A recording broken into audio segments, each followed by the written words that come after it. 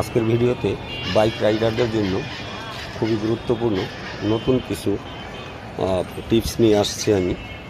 মর্মান্তিক দুর্ঘটনা থেকে এড়াতে হলে আপনাকে কিভাবে সতর্ক থাকতে হবে। আপনি কখনোই অপরের সাথে বাইক নিয়ে রেস করতে যাবেন না এবং বাইক সবসময়ই নিজের কন্ট্রোলের মধ্যে রাখার চেষ্টা করবেন।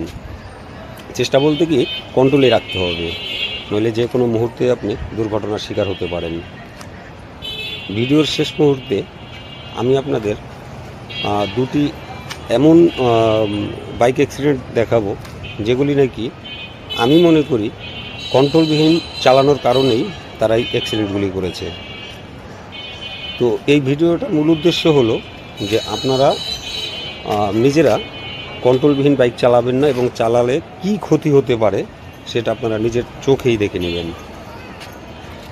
তো যাই হোক, এই যে আমি বাইক রাইড করতেছি, দেখেন আমার কখনোই আমি কিন্তু লুকিং গ্লাস থেকে আমার চোখ এলোমেলো হয় না।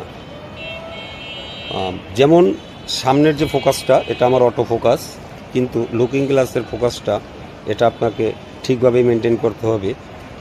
4 থেকে 5 সেকেন্ড পরপরই লুকিং গ্লাস ফলো করবেন।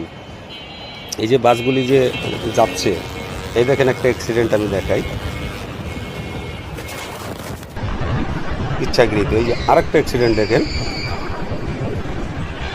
ওনার ডান পাশ দিয়ে প্রচণ্ড জায়গা ছিল কিন্তু উনি বের হতে পারলো না কেন জানেন? কারণ ওনার স্পিড লিমিট এতটাই ছিল, ওনার কন্ট্রোল করার ক্ষমতা ছিল না।